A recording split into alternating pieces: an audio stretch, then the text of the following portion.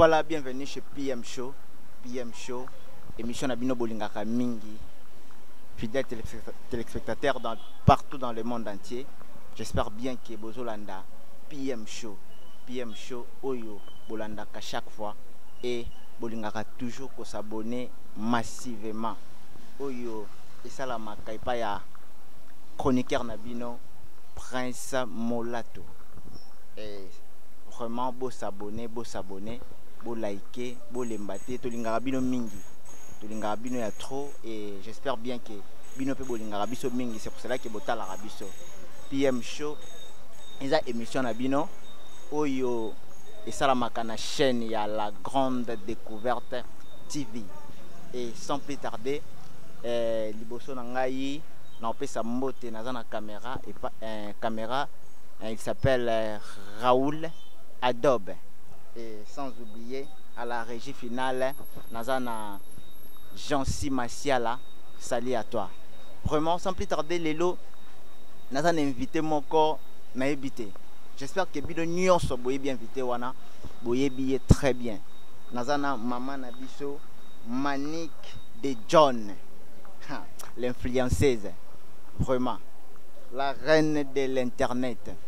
N'a invité Lélo. Ako pesela ako loba na balandia la grande découverte makambo belé ezole kan internet batu bazo comprendre tes nini donc tozé ba position té sans plus tarder na recevoir invité na ngai maman Manique de John. Bonjour maman Manique. Bonjour. Vraiment bon dimanche à toi. Merci à toi pareillement. Et bonne fête de la femme. Merci, je profite pour dire merci à mon Dieu. On a soufflé de vie. On a pessinga ya ofele, on a mérité même pas. Parce que on a sala masumu on mérité te. Na mérité te oh ngolou na mérité te. O ba zale on a morgue. O ba koti na morgue na temps oyo kaka na minute oyo ba koti na morgue na kata frigo. Na leki bango te. Naza pe likolo na bango te mais so naza na bon mo to sola na yo ezaka ngolo. C'est pourquoi naza na respect na basali na Nzambe o ba osela Nzambe na bo solo parce que na temps de la fin to na basali na Nzambe ba olakisa Rolex, to na basali na Nzambe ba olakisa so Weston, to na basali na Nzambe ba olakisa so costume, mais to na basali na Nzambe o ba servir Dieu avec amour, le vrai Dieu qui s'appelle je suis. Comme Moïse dans la buisson d'Ardon, dans la buisson de feu à tout Nzambe. Non, que ne connaissez pas nini. À lobby, dis-leur, je suis le Dieu de leur père. Je m'appelle, je suis celui qui est. Oh Baba, le Dieu d'Alphonse Kaenga, je suis. Il s'appelle je suis. Est-ce que au Sambe la Kanzame na kombo na il s'appelle je suis. Moïse était confuse. Abi ngana obi na ngana zonga na Égypte. Na koyebisa bango nini. Nzambe ya bakoko na bango, le Dieu d'Abraham, le Dieu d'Isaac, le Dieu de Jacob. Mais je m'appelle je suis. Vraiment, merci beaucoup. Vraiment. Maman Manique de John. Yebisa no balandi à la grande découverte. Tozonga no mom kesima. O yebisa no balandi à la grande découverte. Obanda média comment? Obanda média ndengene. Ngana ya média ya olela. J'ai perdu un être très cher, le père de mes enfants, l'amour de ma vie, l'amour de mon enfance. Vraiment. En tout cas,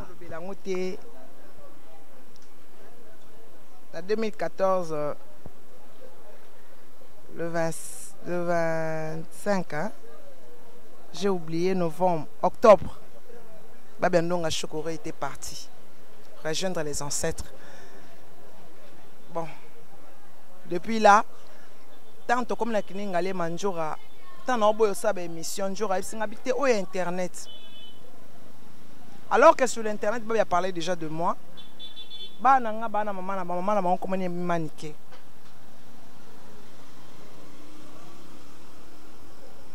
C'était un homme fort. Akufa na champ de guerre. Akelu qui la bana. Akelu qui la famille.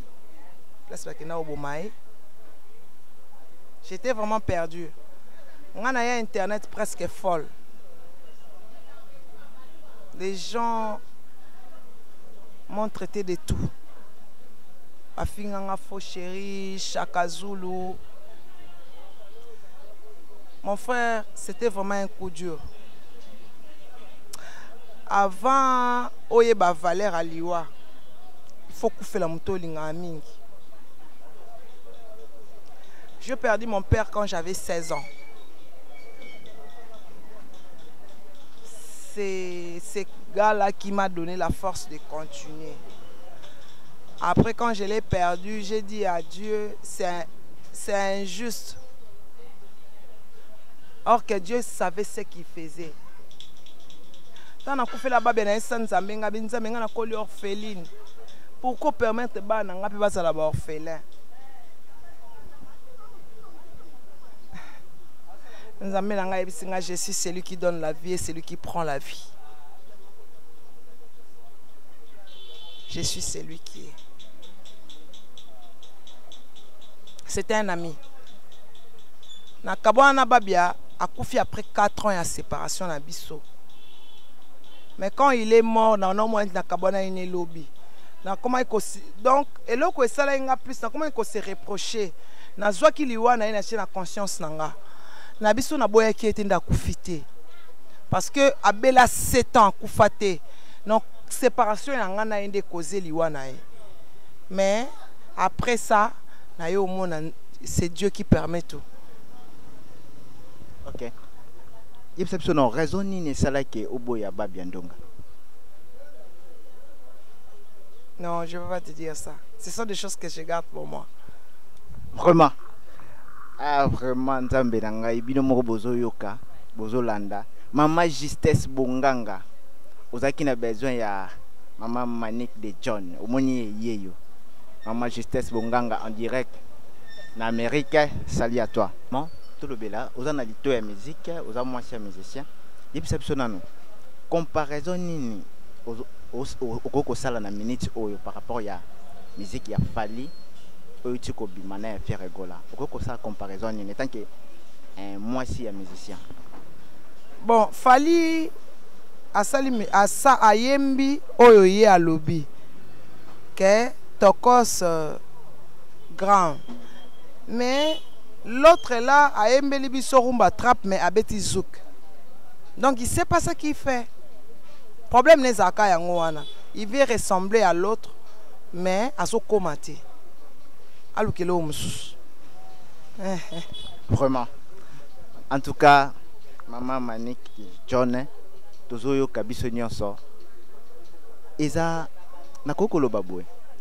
Entre Ferré na Fally. Pour faire à Prométhée Biso, Rumba Trap.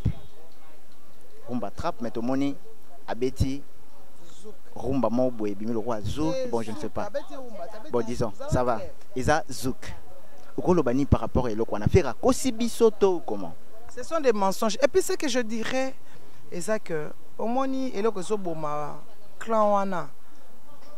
Et à l'autre côté, Ezali. Au moins tant on a quoi imiter, mutozo lingo komani timotu. Ça la en bien.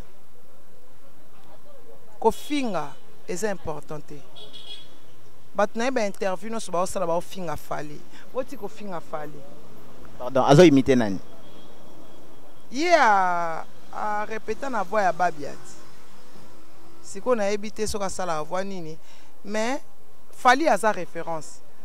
Et là on a regretté na fan nae, ba direct bo sala au lieu bo s'intéresser na ba musique na bino bo yeba banze mon ami bo finga Fally. Fally n'a pas le temps. Warrior, mais ça me fait pitié de vous voir se focaliser dans quelqu'un qui ne pense même pas à vous. Fally me commenter cette interview autant comme leader, mais autant comme vous critiquer, vous fingaye. Moi l'idéologie on est si to lingi ba congolais bazala na bolingo. On veut plus de ça. Voilà. Vraiment, merci Maman Manika de John et tozonga sikona makambo. Et le comment réseau circulé na minute oyo. J'espère que oye biango. Biso nyonso to landa na internet. Makambo ya majabu. Makambo ya ba pasteur. J'espère bien que l'internet biso nyonso to zomona entre pasteur Moïse Mbiye na pasteur Mike Kalamba bazo kanate na ebité étant que na part na yoko lo bani na propos eloko ça fait pitié. Moi micro ça fait pitié. Banana banda osala nzambe baba amike. Ba internaute nyonso ça fait mal. Yo moi si oyo koti entre bango, arrête ça. Pourquoi bozotika diable a interféré na makamna ya bana na nzambe? Bana wana baza babandi bo mwana na bango kosela nzambe si bakomi lelo. Mais yo tozomona mwasi azokabola bango jalousie kofingana. Même ngala kozala même pas pour pasteur Moïse, même pas pour pasteur Mike.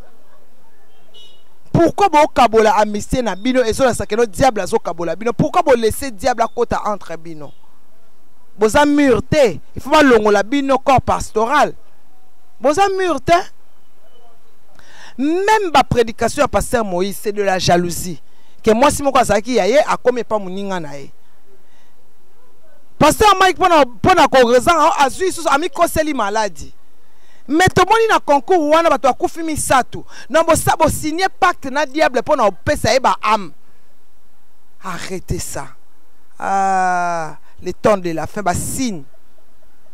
Ba signe nyon ce so l'aksama. Avidité, convoitise.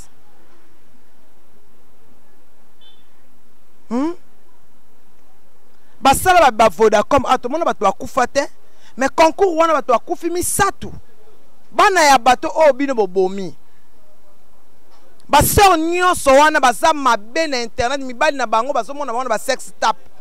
Qu'est-ce qu'on va dire? Arrêtez d'humilier le nom de Dieu. Botika kokitisa nzambe na biso na se. Mais tout ça c'est écrit dans la Bible, l'Apocalypse. Hein? On est en train de vivre l'Apocalypse. Ce n'est que le commencement. Mais ngana ka moi, bino sikoyo, eloko nini bozako, pesa biso comme exemple. Yeye kuna lobi ba ngba boma, yeye kuna lobi ba chele poison, siko to ndima nani. Na bo moi si wana à côté libino mbale. Yo salaki, est-ce que dans la chair, là où on parle de Dieu, on peut parler de la vie privée, ça ne nous concerne pas. C'est pas notre affaire. C'est pas, ça nous intéresse pas. Nous voulons, hein, nous voulons que les pasteurs, les gens qui prêchent, dites aux gens que non, bientôt Jésus sera là avec la trompette. L'ange va sonner la trompette. Bientôt il y aura l'enlèvement. Aux apprêtés. Tout ça a besoin de ma vie privée. On n'en a pas besoin. Prêchez la parole de Dieu. L'enlèvement, il y a un paradis, il y a l'enfer. Il faut se préparer pour qu'on t'enfer. Est-ce que vous prêchez qu'un voyage, mariage, ce sont des choses qui vont rester ici. Et l'éternité, l'éternité. La vie éternelle. Parce que l'esprit est koufakate. Ah, Nzambe, on a papa Tom, ça va bien, hein, mystique. Ah! Non, mais comment on enseigne que notre voiture est ici là? Il suffit d'enlever ça à ma voiture, non, comme pas parce que lui se fait avant de descendre ici, 666 et comme à biso. Il faut qu'on prévenir Batoubo Zala près, bo landa nzambe. Mariage est Zala ten attend de la fin. Nzamba sala que maman oyeba moi na été. Mawa. Vraiment merci beaucoup. Balandi ya PM Show la chaîne Nabino la grande découverte. J'espère bien Bolandi Manique de John, la reine de l'internet. Bino nyonso bomoni boyoki a PCLI à lobby. En tout cas tout linga nzambe mingi. Nzambe ndaza solution nyonso nzambe saye mobulu eloba nango le Fabre maestro. Ce qui nzambe était vraiment te éviter ce tozawapi. Je profite à saluer Nadège Molato et sans oublier Papa Michel Vianga. J'espère bien que les grands douaniers, j'espère bien que Ozolanda Biso, merci beaucoup. En tout cas, big dédicace na balandinion sur la grande découverte et puis beau liker, beau s'abonner. En tout cas, beaucoup de jamais cause à la déci. Merci, check, bye.